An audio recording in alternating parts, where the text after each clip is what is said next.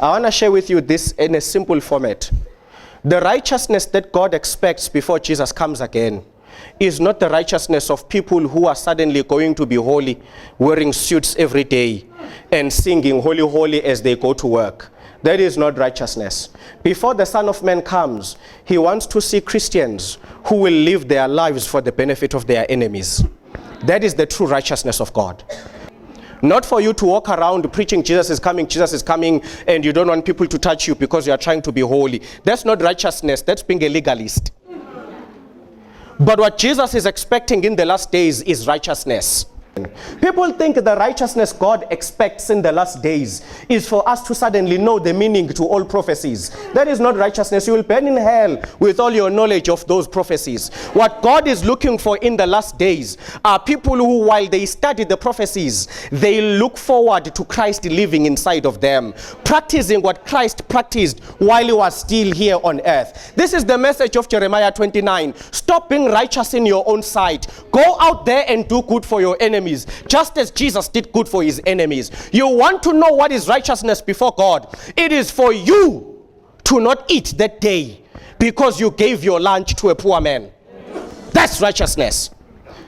You are busy fasting, telling us Daniel fast, this fast. All of those fasts are not even in the Bible. It's inventions of people who want to look smart. There's no such a thing as a Daniel fast. He ate. That wasn't fasting, he ate. He just ate veggies. Busy telling us in a Daniel fast. What Daniel fast? Where is it in the Bible where you are told it's a fast? That's not righteousness. Go to the book of Isaiah. God tells you this is a true fast. Then you give your food to the poor. That is a real fast. To just sit at home, kneeling, praying, oh God, you haven't fasted. God is looking at you saying, you hypocrite.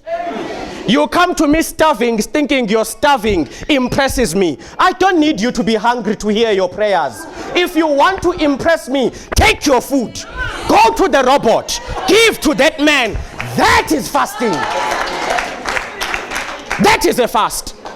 You know this kind of fasting you guys do today, where you fast for 7 days so that God hears your prayers. It's not in the Bible. When you fast, you deny yourself good in order to give it to the poor. You don't just sit and not eat. You exchange. You withdraw goodness from yourself and give it to somebody who can't afford to thank you back. That is how God wants us to fast.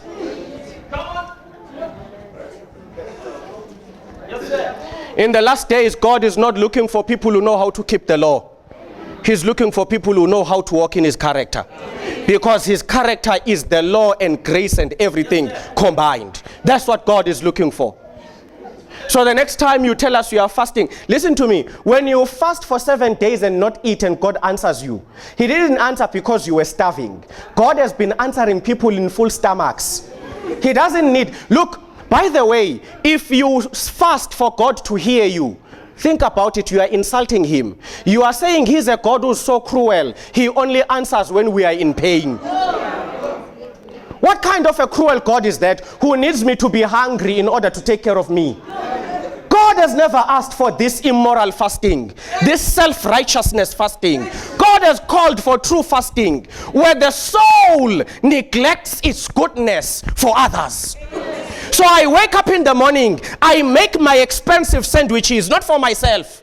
Then I get to the robot, I see that man and I say, I'm fasting. Here, eat. Because true righteousness finds Jesus in all who cannot do anything for themselves. You look at an orphan and you see Jesus in the face of an orphan. So you're not just feeding the orphan, you are feeding Jesus. That's why he says, when I come, I will separate the goat and the sheep. And I will say to you, the sheep, when I was in hospital, you visited me.